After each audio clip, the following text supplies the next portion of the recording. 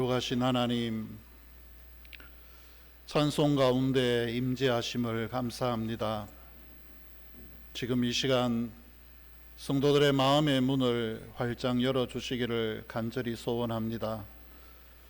세상에서 상처받고 지친 심령들이 찬양의 은혜와 말씀의 생수로 씻김받게 하시고, 영적으로 잠들어 있던 영혼들이 너는 내 것이라 말씀하시는 하나님의 인치심을 확인하며 다시 일어서는 역사가 일어나게 하시옵소서. 선포되는 말씀이 저희의 관절과 골수를 찔러 쪼개는 날카로운 검이 되게 하시고, 한 주간의 삶을 넉넉히 이겨낼 수 있는 하늘의 만나가 되게 하시옵소서. 저희를 지명하여 부르시고 영원한 생명책에 기록하신 우리 주 예수 그리스도의 이름으로 간절히 기도드리옵나이다. 아멘. 오늘 주신 말씀이 두 곳입니다. 창세기 49장 1절 2절부터 읽겠습니다. 구약성경 창세기 49장 1절 2절 말씀부터 먼저 읽겠습니다. 야곱이 그 아들들을 불러 이르되 너희는 모이라. 너희가 후일에 당할 일을 내가 너희에게 이르리라. 너희는 모여 들으라. 야곱의 아들들아, 너희 아버지 이스라엘에게 들을지어다. 아멘. 요한계시록 7장 말씀입니다. 요한계시록 7장 4절에서 8절까지의 말씀입니다. 하나님의 말씀을 제가 봉독합니다. 내가 인침을 받은 자의 수를 들으니 이스라엘 자손의 각 지파 중에서 인침을 받은 자들이 14만 4천이니 유다 지파 중에 인침을 받은 자가 1만 2천이요 루벤 지파 중에 1만 2천이요 갓 지파 중에 1만 2천이요 아셀 지파 중에 1만 2천이요 납달리 지파 중에 1만 2천이요 므낫세 지파 중에 1만 2천이요 시몬 지파 중에 1만 2천이요 레위 지파 중에 1만 2천이요 이사갈 지파 중에 1만 2천이요 스불론 지파 중에 1만 2천이요 요셉 지파 중에 1만 2천이요 베냐민 지파 중에 인침을 받은 자가 1만 2천이라. 아멘. 인사하겠습니다. 주님 앞에 설 때까지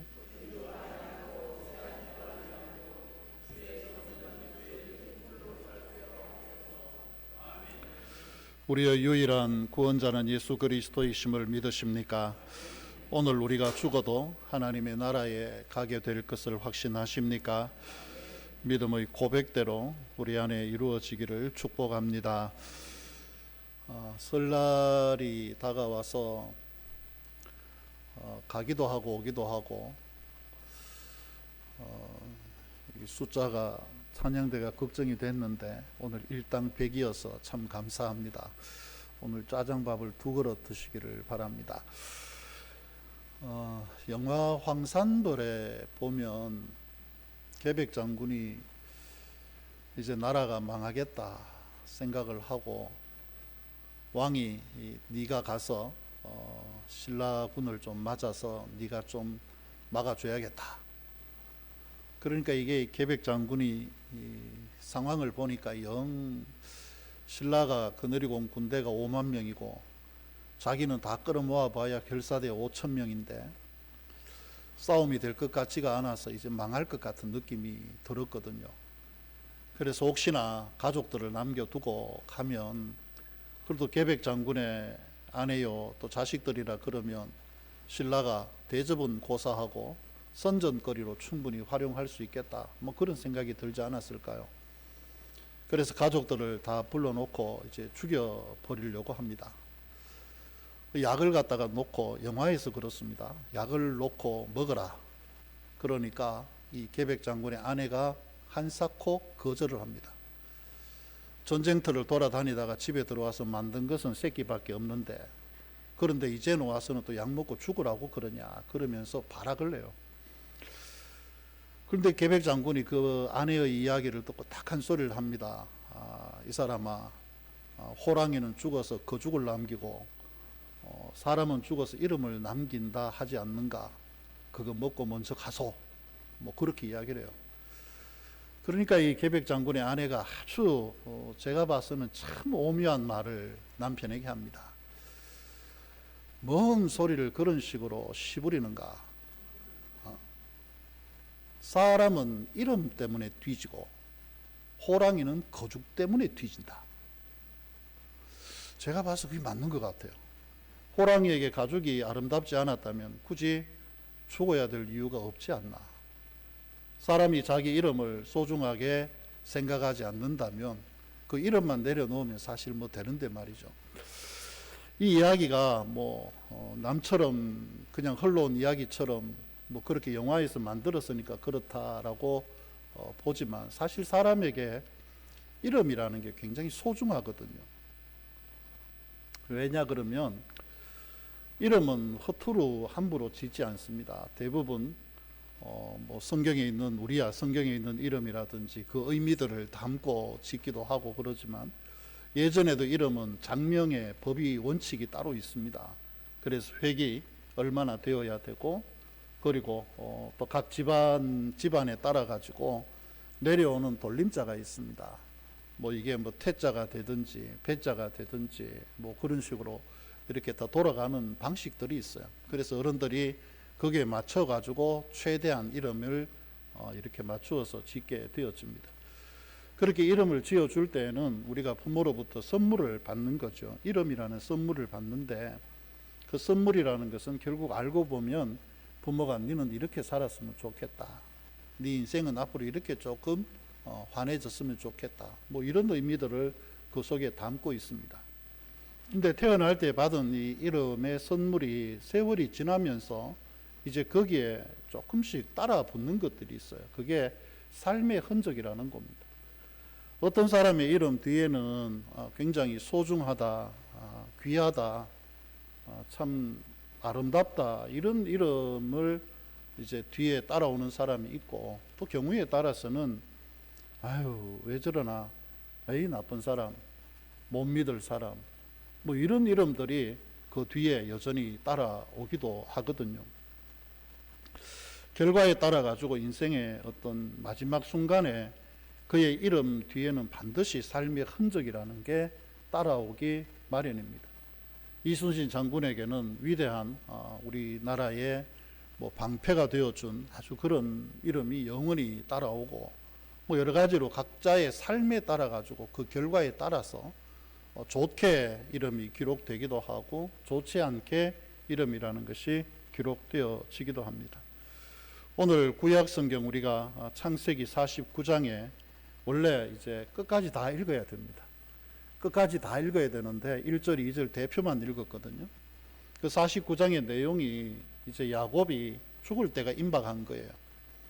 죽을 때가 임박하니까 자식들을 다 불러 모아놓고 이제 하나하나씩 마지 르우벤부터 시작해서 끝까지 내려가면서 하나하나를 갖다가 다 미래를 예언하기도 하고 축복하기도 하고 마치 유언처럼 그렇게 지금 남기고 있는 장이 49장입니다. 근데 49장에는 이름이 참 질서정연하게 나옵니다. 르우벤부터 시작을 해서 순서대로 족족족족 내려가는데 요한계시록 끝까지 와보면 시작은 창세기에 다 나오는데 요한계시록을 읽다가 보면은 지파가 하나 빠져버려요. 그리고 순서가 뒤바뀌는 게 나옵니다. 왜 그랬을까요?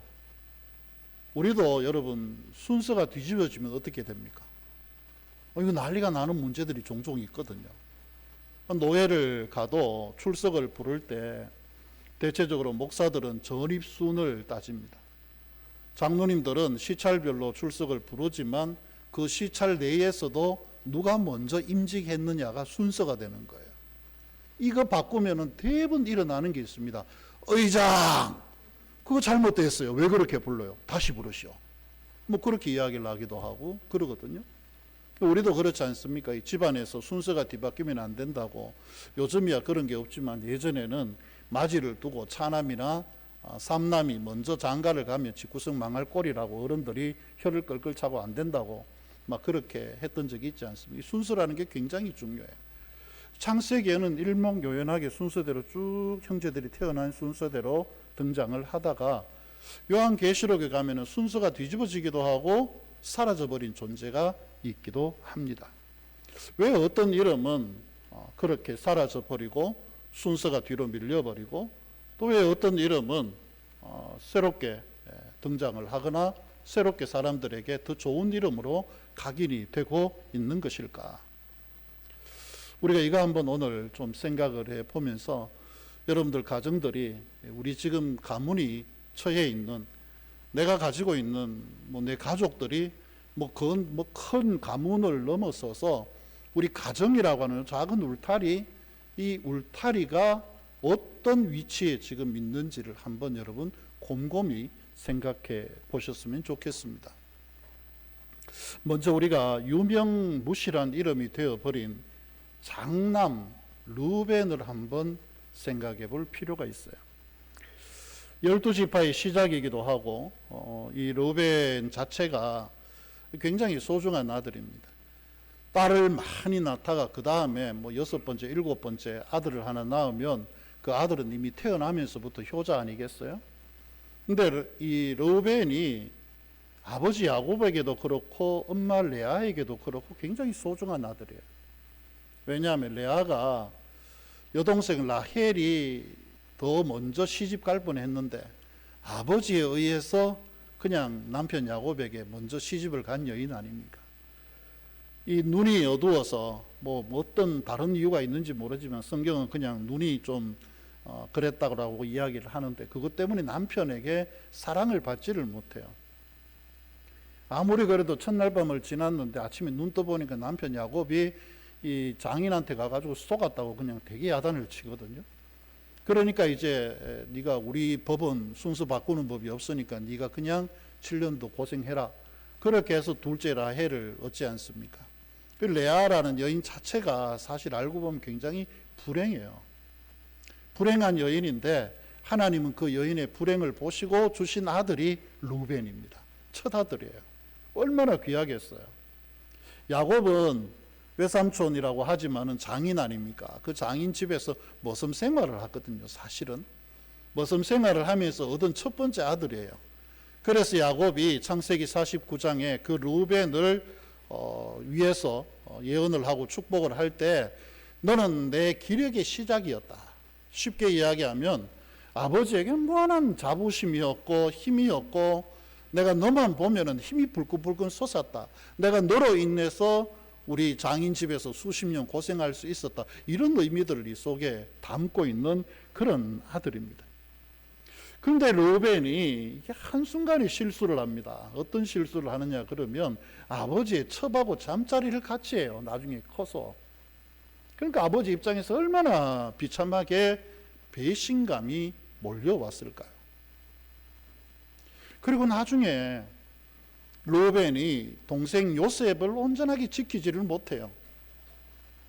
다른 형제들의 그 완전히 등살에 밀려가지고 동생을 갖다가 애굽에 보내는 결정적인 실수를 하게 됩니다. 마지가 집안의 장자로서의 자격을 유지를 못한 겁니다. 그래서 야곱이 그를 책망하기를 나의 기력이 시작이다라고 이야기를 했다가 나중에 너는 탁월하지 못할 거다. 한마디로 순서가 뒤집어져서 넌 뒤로 밀린다. 장자권이 뺏긴다는 의미를 그에게 준 겁니다. 그래서 결국 마지로 태어났고 아버지의 모든 것을 받을 수 있는 자격, 다른 형제들보다 2배는 더 받을 수 있는 자격이 생겼지만 그 2배 더 받을 수 있는 장자권이 누구에게로 넘어갈까요? 요셉에게로 넘어가게 되었습니다. 그래서 요셉의 소생으로 므낫세와 에브라임이 각각 한 지파들로 만들어져서 2개의 지파가 생겨나게 되어지는 거죠. 장자권을 빼앗겼다. 이건 장남에게는 그 당시로서는 살아있어도 살아있지 않은 상태가 되는 겁니다.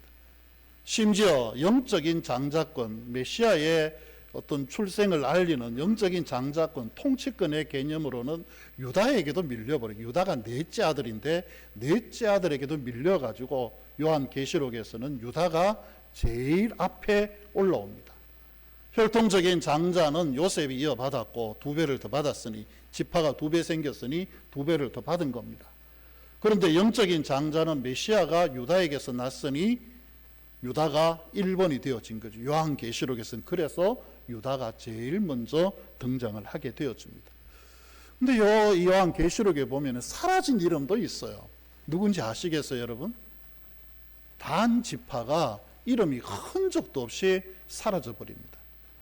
창세기 49장에는 분명히 순서에 따라 쭉 나오고 있는 단 지파에 대해서 이야기를 했는데 요한계시록에서는 그 아들이 흔적도 없이 그 지파의 자체가 존재가 없어져 버리는, 다른데 흡수되어져 버리는 상황을 가져오는 거죠. 야곱이 단을 축복할 때 이렇게 했습니다. 이스라엘의 한 지파같이 그의 백성을 심판하리로다라고 할 만큼 아주 단은 아버지에게 중요한 그런 아들이었습니다. 그런데 요한계시록에서는 흔적도 없이 사라져 버려요. 왜 사라졌을까요? 그것은 구약의 상황하고 조금 연결이 되어져야 됩니다. 여호수아가 사람들을 모아놓고 땅을 분배를 합니다. 땅을 분배를 했는데 땅 분배하면서 처음부터 완전히 정복을 다 하고 난 뒤에 땅을 갖다가 넌 니거 그렇게 나눈 게 아니에요. 각자가 가서 싸워서 얻을 땅을 갖다가 나눈 겁니다. 각자 힘대로 가서 싸우고 그 땅을 얻으라는 거죠. 단 지파에게 준 땅이 조금 어설펐던 것 같아요. 그러니까 단 지파가 거기에 만족하지 않습니다. 점점 자기들이 있던 데서 북쪽으로 밀고 올라가요. 북쪽으로 밀고 올라가서 한 땅을 아주 평안히 살고 있는, 원래 정복 계획이 없던 사람인데 무기도 모르고 아무것도 모르던 사람들이에요. 그런 사람들을 갖다가 완전히 다 죽여버리고 정복을 해버리고 거기에다가 자기들만의 성을 쌓게 됩니다. 단이라는 성을 쌓아요. 단이라는 성을 쌓고 난 뒤에 제일 먼저 뭘 했을까요? 이게 핵심이에요. 거기에 우상을 세우게 됩니다. 제일 먼저 이스라엘 안에서 우상을 세운 지파로 기록이 되어지고, 제일 먼저 자기들이 있어야 할 자리를 이탈해서 다른 곳으로, 하나님의 약속의 땅을 벗어나서 엉뚱한 곳에 가서 자기들의 세계를 만들어 보자라고 했던 사람이 바로 단 지파들이었습니다. 이 말이 의미하는 바가 뭘까요? 결국 인생의 욕망을 따라서 풍성함을 쫓아갔던 사람들의 결과가 무엇인지 우리에게 잘 이야기를 해줍니다. 여러분이나 저나 다 우리가 풍요하고 필요한 것들이 있습니다. 물질도 필요하고 정신적인 만족도 필요하고 자손들의 번성도 꼭 필요한 것들입니다. 그러나 이것들이 아무리 중요하다고 해도 하나님이 빠진 이 풍요들은 결국은 인생을 망하는 곳으로 끌고 갈 수 있다는 것을 우리에게 경고를 해주고 있는 것이죠. 오늘 이 명절에 여러분 한번 곰곰이 생각해 보셨으면 좋겠어요. 우리의 가정에 하나님보다 앞서 있는 우상들은 어떤 것들이 있을까? 명절에 모여서 우리가 맛있는 것을 먹고 형제들이 모여서 즐기고 웃고 모든 게 다 좋습니다. 그러나 그 속에서 과연 우리 가족들의 이름이, 우리 가정의 이름이 하나님의 생명책에 온전하게 기록이 되어져 있는가? 영원히 변하지 않는 그 생명책에 우리 가정의 이름이 새겨져 있는가를 여러분 한번 곰곰이 생각해 보셔야 됩니다. 그런데 단순히 하나님께서 단이 우상 숭배를 했다고 해서 그런 식으로 단을 완전히 소멸시켜 버렸을까요? 그러진 않은 것 같아요. 왜냐하면요, 성경은 완벽한 사람들의 이야기가 아니라 성경 속에는 엄청나게 많은 사람들의 실패의 역사도 고스란히 담겨져 있거든요. 단의 정조부가 누굽니까? 계산하기가 언뜻 힘들죠. 단의 정조부가 아브라함입니다. 그리고 할아버지가 누굽니까? 이삭입니다. 아버지는 야곱입니다. 모자란 투성이에요. 아브라함도 마찬가지고 이삭도 마찬가지고 야곱도 마찬가지입니다. 모자람의 투성이지만 하나님은 그럼에도 불구하고 그들을 통해서 믿음의 계보를 계속 이어가게 하셨거든요. 문제가 뭐였을까요?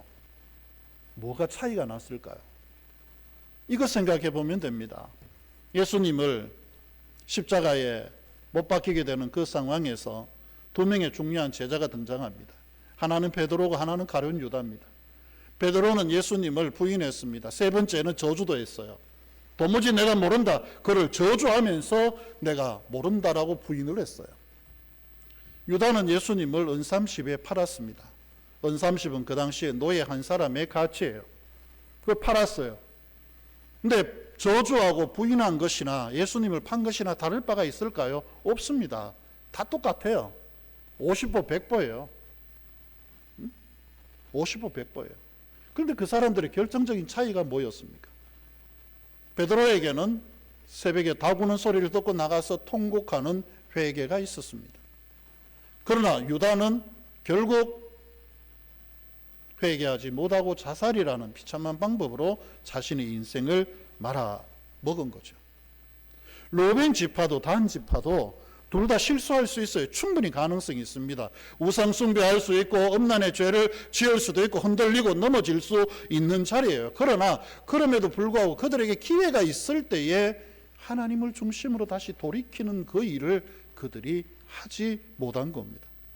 하나님이 주신 이름, 아버지가 준 이름, 좋게 행복하게 잘 살아라, 믿음의 번성을 이루면서 살아라, 아버지가 주신 그 이름, 그것을 하나님을 향한 중심을 잃은 믿음으로 말미암아 그 이름 자체를 완전히 잃어버리고 만 것이죠. 누구나 넘어집니다. 근데 넘어진다고 다 실패하고 주저앉아서 포기해야만 하는 겁니까? 그렇지는 않은 거죠. 넘어지는 자리에서 다시 하늘을 바라보고 하나님을 향하여 중심을 세우는 사람들, 그런 사람들을 하나님이 다시 세워가시거든요. 그 사람들이 오늘 성경에 똑같이 등장하고 있습니다. 두 지파가 나와요. 하나는 유다 지파이고 하나는 레위 지파입니다. 먼저 레위 지파 같은 경우에 레위 치명적인 실수가 있었죠. 아버지로부터 49장에 보면은 레위 지파에 대한 예언 중에는 저주를 하고 있어요. 아버지가 자식에게. 뭐 때문에 그랬을까요? 얼마나 한이 맺힌 게 있어서 아버지가 죽는 순간에 자식을 저주하고 있을까요? 그 이유가 있습니다. 세겜성에서 동생 디나가 성폭행을 당했습니다. 이 일로 말미암아서 레위가 그 형 시몬과 더불어서 속임수를 써서 세겜성 사람들을 싸그리 다 죽여버립니다. 남자라고 생긴 남자는 다 죽여버리고 짐승도 죽여버리게 되었지죠. 그 일로 인해서 온 집안이 멸절을 당할 뻔한 아찔한 위기 상황이 있습니다. 그때 하나님께서 야곱에게 가족을 이끌고 어디로? 베델로 다시 올라가라. 그 문제로 정리가 되지 않았습니까? 이 레위에 대한 이 문제, 이건 계속해서 아버지 야곱에게는 아픔이 남아 있었어요. 그래서 아버지가 마지막 죽는 순간에도 내 이놈 저주한다. 얼마나 한이 쌓였으면 그럴까요? 그런데 그 저주를 어디에서 그 가족들이 풀어내느냐? 광야에서 그 저주를 풀어냅니다. 오묘한 일이죠. 모세가 계명을 받기 위해서 산으로 올라갔습니다. 백성들이 모세가 드디어 내려오니까 그들이 하는 일이 뭡니까? 밑에 금송아지를 만듭니다. 모세가 내려왔습니다. 이것들이 이제 정리를 해야 되는데 어떻게 할까? 그때 누가 났습니까? 레위가 났습니다. 레위 지파 사람들이 하나님을 향한 열심을 가지고 그들이 자기 형제들 금송아지 우상 숭배한 사람들을 죽이라 모세가 명할 때 그들이 다 죽이게 되어집니다. 모세가 어느 지파 출신일까요? 레위 지파 출신입니다. 한마디로 하나님께서 그들의 중심을 보시고 그들을 다시 회복시켜 그들을 저주받았던 자리에서 제사장의 지파로 하나님이 회복을 시켜 주신 겁니다. 그때부터 레위가 온 이스라엘의 제사장으로, 비록 아버지 야곱의 예언대로 흩어져 살아야 했지만 하나로 모이지 못하는 아픔을 겪지만 그럼에도 그 흩어진 자리에서 각기 제사장으로 하나님을 섬기는, 자기 지역에서 하나님을 섬기는 자리로 올라서게 되어진 거죠. 유다는 어떤 사람일까요? 이 유다는 인신매매하고 관련되어져 있습니다. 유다는 인신매매와 관련되어져 있어요. 동생 요셉을 갖다가 팔아버리자라고 제일 먼저 이야기했던 게 유다였습니다. 그런데 유다도 사람이 바뀌기 시작을 해요. 동생 베냐민을 데리고 애굽에 양식을 사러 내려갔다가 동생의 곡식 자루에 금잔이 들은 것 때문에 요셉의 작전에 걸려가지고 동생이 지금 잡힐 위기가 됐습니다. 애굽에 억류될 상황이 되었을 때 유다가 나섭니다. 내가 이 동생 데리고 가지 않으면 우리 아버지 그냥 금방 죽을 거고, 그러니 차라리 내가 여기 있는 게 낫습니다. 나를 종으로 삼고 내 동생은 풀어주십시오. 여기에서 문제가 해결이 되어지는 거죠. 아마 지난 시간들까지 이 유다가 자기가 행했던 그 모든 것 뼈저리게 느끼지 않았을까요? 동생을 팔았던 거, 이 모든 것들. 그래서 이제는 내가 내 죄값을 받아야 되겠다라고 생각하지 않았을까요? 그렇게 자기 자신을 내어줄 때 그때부터 문제가 해결이 되어집니다. 레위도 그렇고 유다도 그렇고 결국 제대로 남겨진 지파들, 약속의 축복을 받은 지파들을 보면 그 이름의 이유가 명확합니다. 그들이 실력이 좋아서도 아니고 믿음이 특별해서도 결코 아니에요. 그들이 실수하고 넘어진 것도 있지만 하나님 앞에 자기 중심을 두는 겁니다. 그리고 회개에 합당한 삶을 그들이 실천적으로 보이는 거예요. 형제들을 죽인다는 게 얼마나 큰 아픔이겠어요. 형제들을 죽이는 건 무지하게 아픔이에요.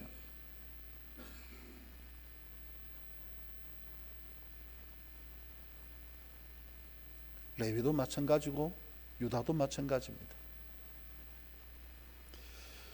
그런데 이렇게 파란만장한 이 지파들의 이야기를 들어보면 결국 이 이야기가 누구에게 초점이 맞추어지는지 알 수 있게 되어집니다.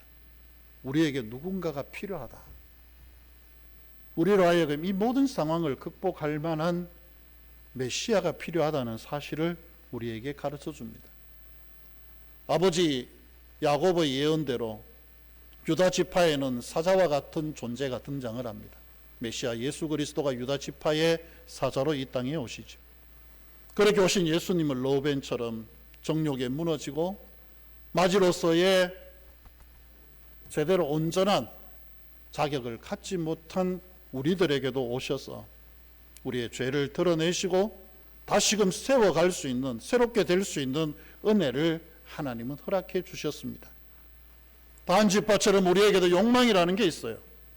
하나님을 버리고 멋대로 한번 살아봐야 되겠다 싶은 마음들, 내가 가지 말아야 할 곳에, 머물지 말아야 할 곳에 그렇게 머물러 있고 계속 발걸음을 옮길 때, 그럼에도 불구하고 우리를 다시 하나님의 자리로, 하나님 앞으로 우리를 인도하시기 위해 예수님은 이 땅에 오셨습니다.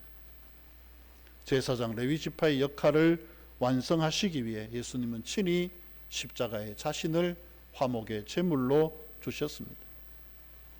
우리 자신들이 다 죄로 인해서 이름이 사라질 위기에 있었어요.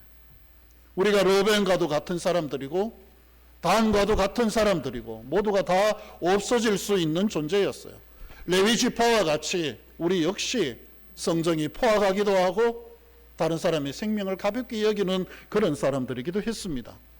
그러나 예수 그리스도께서 이 땅에 오심으로 우리는 그 모든 것에서 벗어나 우리의 이름이 소멸이 아니라 사라진 이름이 아니라 하나님의 은혜 안에 기록되어진 생명책에 영원히 남는 이름이 되어진 것입니다. 이렇게 보면 이스라엘의 12지파, 우리 인생의 거울과도 같지 않습니까?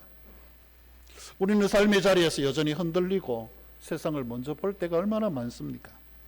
근데 하나님은 한 번 실수했다고 우리 이름을 완전히 지우시지는 않아요. 중요한 건 있습니다. 바로 회개죠.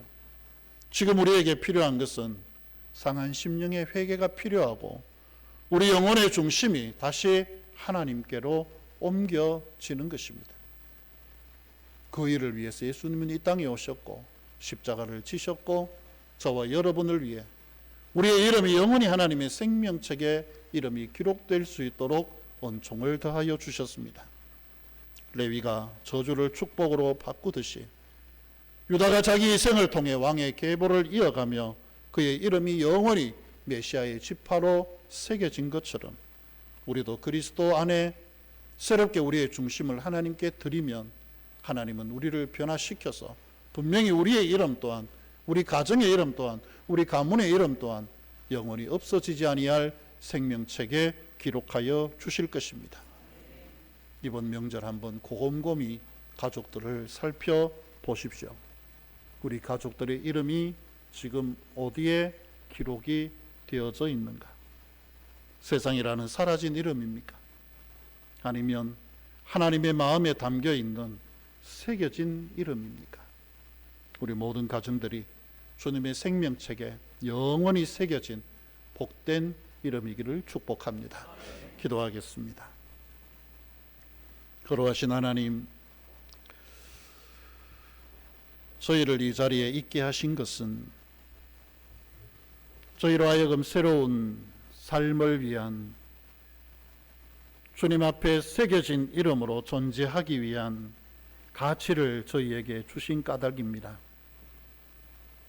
저희의 가정을 영원히 사라지지 않을 생명책에 기록되는 은혜를 베풀어 주시옵소서. 가족 중에 한 영혼도 낙오하지 않게 하시고 이번 명절을 통해서 온 가족이 다시 예수 그리스도의 십자가 아래 중심이 반듯하게 서게 하시며 우리의 가문을 새롭게 믿음을 확인할 수 있는 그런 시간들로 삼아 주시옵소서. 우리의 모든 가정이 영원히 하나님의 나라 생명책에 기록된 이름이기를 원하옵고 예수님 이름으로 간절히 기도드리옵나이다. 아멘. 483장 찬송합니다.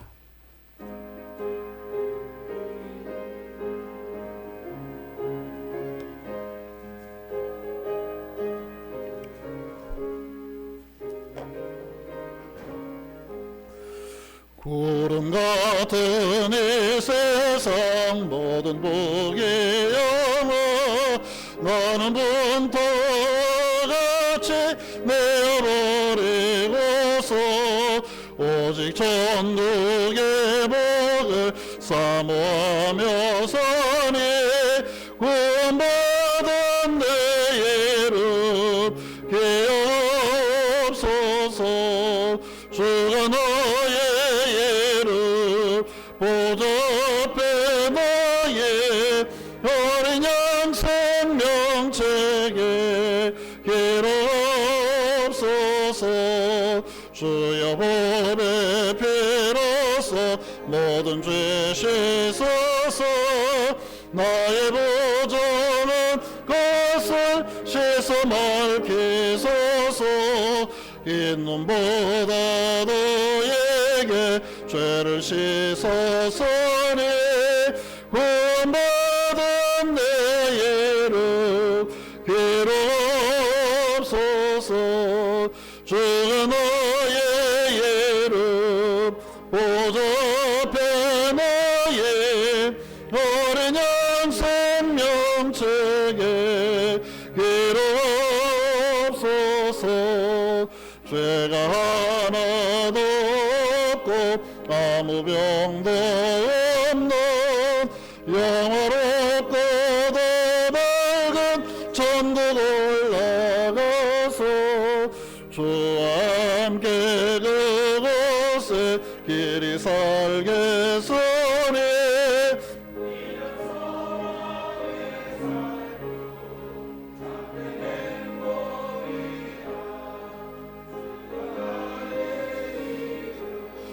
보좌 앞에 너의 어린 양 생명책에 기록소서.